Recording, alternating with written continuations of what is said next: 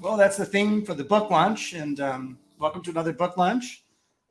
Today, I believe, is the 27th of February, and we're going to talk about a lot of things today, not just a novel, but Judy Blume's Forever. So let me get over to my chair. Try to have things sort of organized here to make everything sort of fit, right? So there's a lot going on right now in our culture referring to Judy Blume. There's a documentary called Judy Blume Forever that I believe has premiered or is going to premiere. There's a fictional, sort of fictional dramatic series. I think it's either a series or a movie coming, I think, to Netflix based on Forever. And there's a lot going on. But I wanted to go back to as I am wont to do on my podcast, go back to original older sources and my favorite decade, which those of you might know is the 70s. So I have this first edition, Forever. See what this says here? It says Judy Blume's first book for adults, or so it was at that time publicized or touted. Got a great picture of Judy Blume back here, jacket photo from the 70s, that kind of black and white. One of the most popular writers in America today. I have, as you know, you folks might know that have been following me for a couple of years now, 2 or 3 years. I have a 70s museum, and I brought some treats from the museum, but I'm also going to do some serious, as we used to say, and some of us still say, close reading of parts of the novel. And I'm going to treat it fairly seriously. Although in the case of Judy Blume, I want to emphasize again, as I said in the introductory notes, I think that I think the secret, although it's not a secret, it's transparent because it's on the page, after all, to her longevity and popularity as an author is, as I always say on our podcast, a stylistic matter. It's her prose style. So it's one thing to have, the story. That's nice. That's good. It's another thing to sort of have things you want to represent. In this case, there's a kind of in 1975, 76, when this came out, there was kind of it had kind of several purposes. It was to communicate something to younger people about, loss of virginity and very actually serious matters, right, of love and sex and all that. So there was a kind of almost a health / PSA dimension to it, public service, and yet it's also a kind of a wonderful little novel. It's really kind of a hybrid in a way, which I think is interesting. But let's just start with Judy Blume. Her first paragraph is, I got to say, I'm not a writing teacher. If I were a writing teacher, in addition to talking about Henry James and Proust, I would put those higher than others, actually. Or I don't know, whoever. I would actually come into class and I would say, look at this first paragraph of Forever. Now look at this. This is dedicated for Randy.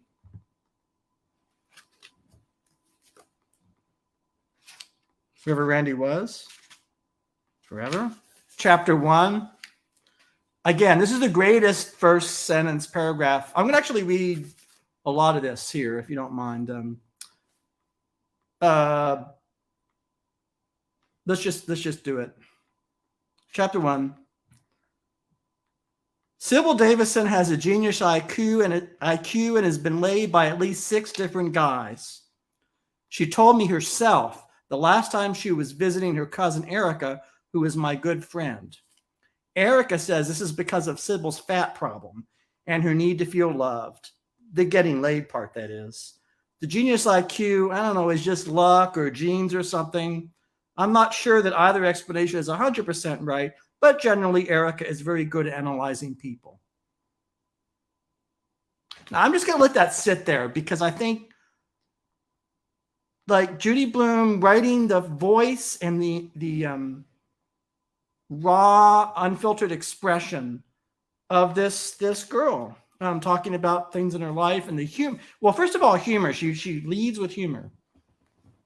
Getting laid by 6 different guys, a sassiness kind of a thing, which is really interesting because later in the novel, those moments of I would say, I'm trying to put the elegiac or idyllic sort of kind of reverence and kind of, it's very balanced. So goes on. I don't know Sybil that well since she lives in Summit and we live in Westfield. Erica and I decided to go to her New Year's party at the last minute for 2 reasons. 1, because that's when she invited us, and 2, we had nothing better to do. Gets better. It turned out to be a fondue party. There were maybe 20 of us sitting on the floor around a low table in Sybil's living room. On the table were a couple of big pots of steaming liquid Swiss cheese and baskets of bread chunks. Each of us had a long 2-pronged fork to spear the bread, then dip it into the cheese. It tasted pretty good. I had gotten about 2 bites when this guy said, "You got some on your chin." So that's the first page of Forever. This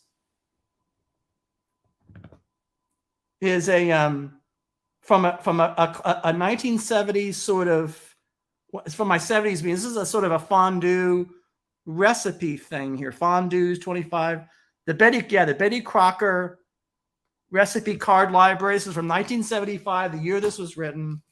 You turn this around, there's all kinds of things you could do with fondue. Honey apricot fondue, butterscotch fondue. So I don't quite know how to proceed. That's the setting. So basically in this novel, this main narrator, this protagonist, Catherine or Kath, meets Michael and they fall in love, and it's quite serious. And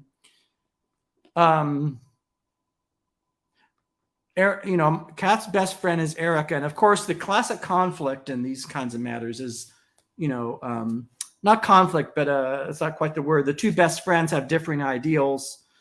Catherine is sort of the more I don't try to use my words carefully, the romantic, shall we say, and Erica, like your host, is more the realist, and they sometimes discuss matters, and there's sort of a kind of a back and forth, and I'm trying to get some of this here. Now Judy Blume is writing in a certain context of a milieu, and that milieu is political. And it is, it's kind of, it's sort of topical to the era, which is politically and kind of sociologically, it's sort of Our Bodies, Ourselves, the Boston Women's Health Collective book, Planned Parenthood. Now, I mean, the main character's grandmother is, well, I'll read it to you. It says here, in January, business slows down, and toward the end of the month, my parents go away for a week, usually to Mexico. Then my grandparents come to stay with us. They are my mother's parents. My fathers are both dead. My grandmother, Haley Gross, once ran for Congress, but she lost. She and my grandfather practiced law together in New York. Since Grandpa has had his stroke, he hasn't handled any cases, but he still goes to the office every day. My uncle Howard, who is my mother's brother, really runs the show. Grandma is just too busy with politics and Planned Parenthood and now to see many clients. I can't believe she is almost 70 years old. Now, Judy Blume's sentence structure, like her syntax, is phenomenal in terms of what she's trying to do. It's so, it's a little bit, we were talking about Ozu last week, and Ozu's precision in filming shots.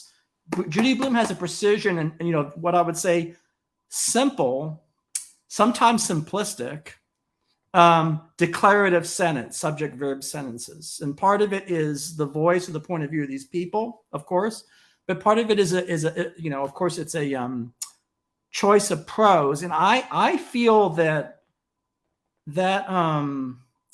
stylistic, how do I put it, sort of design, right, has made this book, makes it popular today. Like, I'm the wrong person really to be doing the show in a way. Maybe, I don't know. I'm not a 18-year-old female. I'm a 55-year-old middle-aged guy writing about this book. And I never read this book when it came out. I read it for the very first time this past 2 months, which is amazing. I got this. So, but I wanted to, there's sort of the simplicity, pared down, concise style. And so when she applies that to dialogue, it's very interesting. I'm trying to find so much here. Well, before we get to dialogue, there's some more interiority of the character. She meets Michael. After Michael went home and I was in bed trying to fall asleep, I thought about making love with him. The whole thing, like he said. Would I make noises like my mother? I can always tell when my parents are making love because they shut their bedroom door after they think Jamie and I are asleep. It's hard not to listen. My room is right next to theirs. Sometimes I'll hear them laughing softly, and other times my mother will let out these little moans or call Roger, Roger. Even though I know it's natural and I'm glad my parents love each other, I can't help feeling a little embarrassed. What would it be like to be in bed with Michael? Sometimes I want to so much, but other times I'm afraid. Now, that's a passage. Now, it's sort of it's kind. I remember my episode with Andrew Bajowski, and Andrew and I had a discussion of purposes of art. Now, he put a lot of emphasis on what he called utility or use. And this is like the perfect follow-up to that episode in a way, because Judy Blume was all about, as a writer, her career is all about, in a way, how can I be of use to younger people, or how I could be of help to younger people or people in a certain age group. And if you really think about it, I mean, again, I don't think that's the only purpose of prose, of course, or writing, but it's surely an important purpose, or, a good purpose. And I sort of feel like, there's something to that here. I'm going to take a drink of coffee here. This poster is from the same year this book came out, probably, on this cup.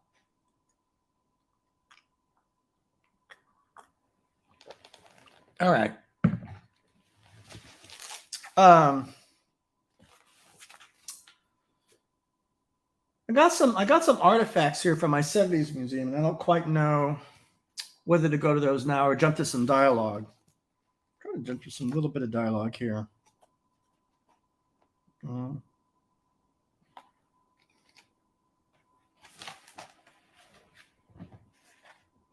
Maybe one of the scenes where they're talking about,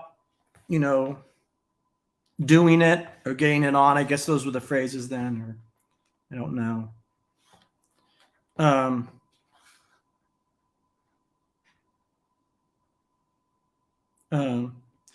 They have a nickname. Michael, her first boyfriend, first boyfriend in this novel, has a nickname for his penis, which is Ralph, and that's a curiosity throughout this book. He talks about Ralph. I mean, there's a lot of things in this novel. I don't know. There's so many moments. Here we go. This is good stuff. I'm just going to jump into a scene here.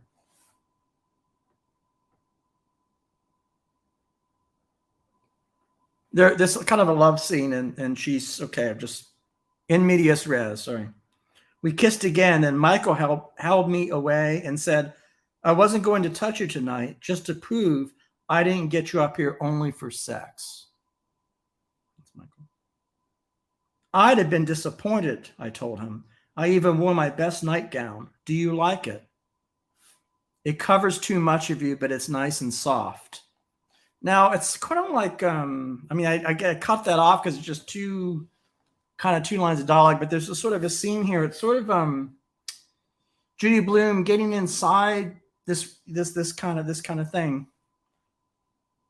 I don't want to read. I mean, it's I don't want to read too much of this.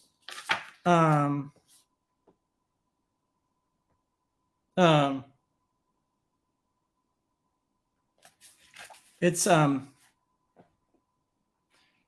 Erica and Catherine talk too. So, for example, Erica will say, "There's no school on Friday. We were in the locker room changing into our gym suits. I know, some kind of special teachers meeting. So you want to see a preview of a new Robert Redford picture? Are you kidding? I'd love to. We're taking the 8:45 train." So it's sort of like things of the era. Like we're going to go to the Robert Redford movie, the fondue. There's a mention of, there's many mentions in this novel of a very popular commercial poster people would have in their bedrooms or living rooms of chimpanzees.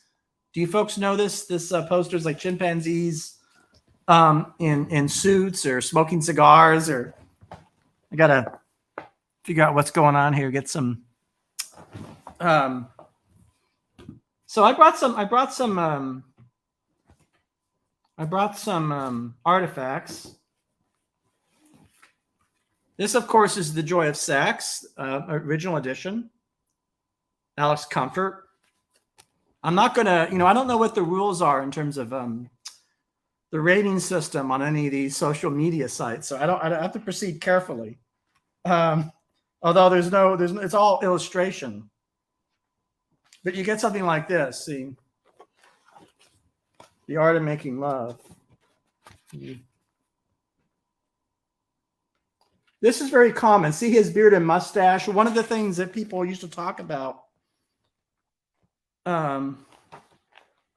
Used to talk about a lot of this. I can't really show. I don't think. I don't know.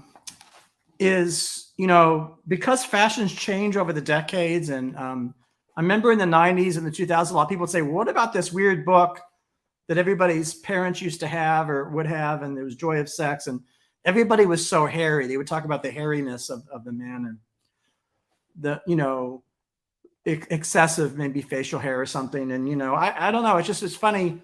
This book was a big book. Another book. This is very to the point of Judy Blume's Forever. Is this? Will I Like It? Peter Mayo, author of Where Did I Come From? Again, this kind of these 70s artifacts.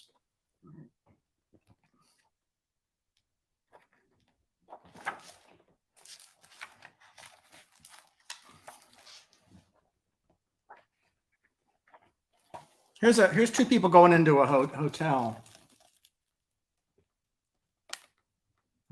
I mean, it's all what was in the atmosphere when this novel was written. So I guess I could talk about what happens in the novel. I mean, they get serious, this couple, but at the end of the novel, the main character, Catherine, meets another guy at a ski tennis instructor camp or something named Theo. And guess what? She dumps Michael and goes with Theo. And that's how the novel, in fact, the very last line of the novel is Theo called, so. And there's a lot of tension. Michael's very, very distraught and upset at the turn of events and moving. And there's also a thing with the parents. The parents, in a way, kind of engineer this camp in a way to sort of get Catherine away from Michael. And so it's interesting. There's a lot of insight. So it's, Judy Blume is almost like it's weird. She's almost writes like a behavioral, the term would be evolutionary psychologist, before that was like a thing, and understanding parental conflict and parents having mixed emotions. And it's just, I guess, there's a lot of things I could say about Judy Blume, and they would be, I think, rather different than other people's shows on Judy Blume, because other people, certainly people of a different age than myself, or who are less objective, would be more interested in, I guess, maybe the emotional meaning of Judy Blume. But what I want to say is all the stuff I'm talking about in this show, the prose style, the sociological observations of liberal progressive culture in New York, marching for ERA or what have you, or our bodies, ourselves. All of these things are part of the same, are part of the material that communicates these emotions or even causes these emotions to begin with. And so I really, if you haven't read Forever, read it. Although I have a feeling that everybody's read it, or maybe, I don't know. It's hard to know. What time do we have here? We have 12:21. I actually found on YouTube there's some footage, or there's some splice clips from the movie version from the 70s, made for TV, of course. And so I sort of feel like, I could show some of that, maybe not. But I like to close maybe with some comments in general about this book. I sort of feel like, reading it for the first time, and then I've read a lot of her books, Are You There, God? It's Me, Margaret, and thinking about the idea of prose for use. I sort of feel like, again, I'm repeating myself, but that's kind of an important aspect, I think, of prose. And I sort of feel like, in a way, reading this today, I mean, I don't really have, before I should have. See, people have different opinions about should and shouldn't in terms of reading books. Yeah.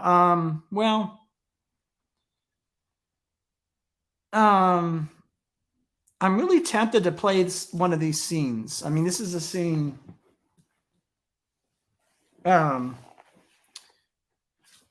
What's interesting is, kind of adaptation of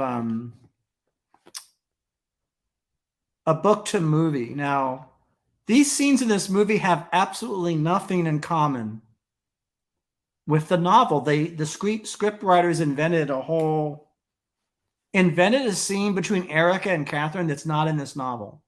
And it's involved and it's complex.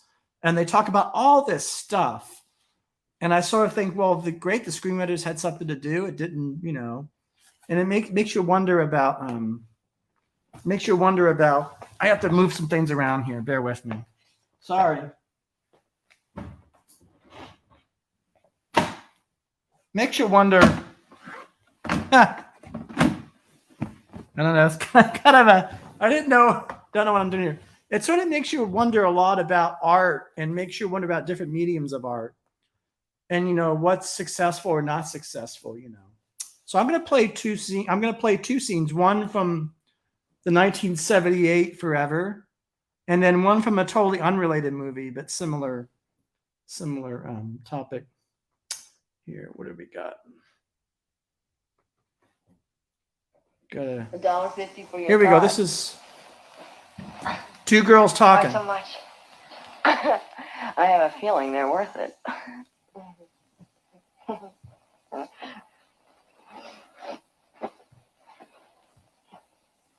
I'll pass. Oh, come on, Cass. You liked Artie a lot, didn't you? Yeah, he's kind of cute. He's awfully shy, though. Didn't even try to kiss me. You don't think I have bad breath, do you? Not usually. Get out of here. Do I really? Oh, you smell fine. Yeah, he's probably not attracted to me. Probably thinks I'm too short. Oh, I'm sure that has nothing to do with it. Tell me about Michael. Oh! Might be a good idea to get it over with before college. Erica. Are you a virgin? I don't know. What do you mean you don't know? I don't know.